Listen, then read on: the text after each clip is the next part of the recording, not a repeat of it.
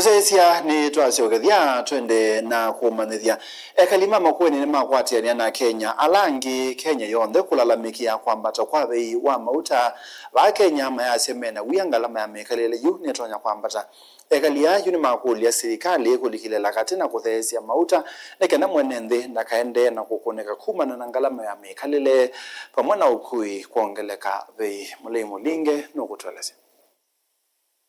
Steve Mwangangi ni mwatu imamotasi ya bodaboda musini wa Kibwezi kauntini ama kuoni vaelesio mulao kanisa na kuongeleka kwa mathoa ama mauta. Bei ya mafuta imeenda juu sana. Aswa hapa Kibwezi imeongezeka, nimeenda Kibwezi imeongezeka na bei ya 40, Makindu pia ni bei ya 40, mpaka Emali karibu kote huko ni bei ya 40. Na sisi uendeshaji wa bodaboda tumeathirika pakubwa, sababu mahali tulikuwa tunalipisha tuseme kwa mfano 100, sasa ni mpaka tulipishe 150. Kule kulikuwa kwa 200, aidha tuweke 300 ama tuweke 250. So tumeathirika sababu kale wateja wetu wafurahishwi na hayo, sababu unaweza sikia mara amekataa, kuna kule kulalamika sana. So tunabeba kwa vibaya. Ene marato siangali sio kuye maelese yume lasmika kuangala ndifisi angali ni kana kuyanesia vaita ulametheto maikwata. Mimi ni mwendeshaji wa pikipiki, yani bodaboda. Na vile sasa mafuta imepanda, hata customer wanashindwa na kulipa, mafuta iko juu. Unakuja unamwambia mafuta iko juu aongeze bei, anasema hapana, hata yeye uchumi wake imeharibika. Kwa hivyo tunaomba kama inaweza serikali tafadhali isikie kilio yetu na ipunguze mafuta, vile mambo ilikuwa inaendelea kitambo iendelee. Hiyo difference ya 40 shillings ni pesa mingi sana. Tangu nizaliwe sijawahi kusikia mafuta yamefika hiyo bei.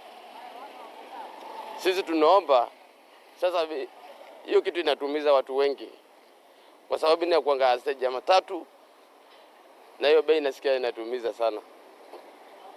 Bei imepanda tangu nizaliwe sijawahi kuona mafuta hiyo bei. Kwa hivyo sisi wananchi tunaomba hiyo mafuta buangalie at least ishuke bei. Valaisio kivatokonya sia kaunti ya Makueni si kwatasani makungithia imemeke kangone cha kungeleka kwa mathoa ama mauta kwa serikali endeka kulikela kati kuola mathoa. Baadhi ya wakulima nimesikia pia wakilalamika wakisema ili ongezeko ya mafuta itawaadhiri kwa kutoa kile kilimo chao. Walikuwa labda mtu anatumia lita moja kwa sehemu kubwa ya kupiga ile mashini ya maji, na sasa anatumia kama lita 2. Kwa hivyo wote wameathirika, pamoja na transport yote, kusafirisha chakula chao kuleta sokoni na kadhalika. Kwa mfano pia tulikuwa tunaona bei ya nyanya inauzwa 40, sasa ni 60 ama 80 kwa kilo moja. Kwa hivyo bei imetuadhiri sana ya mafuta, na tunaomba serikali kama inaweza angalia aswa hii sekta yetu ya bodaboda warekebishe bei ya mafuta, tuone kwamba wamerekebisha na kumekuwa na uwiano mwema wetu na serikali. Mutongo TV kuma kaunti ya Makueni, nyenetwa Mulei Mulingam.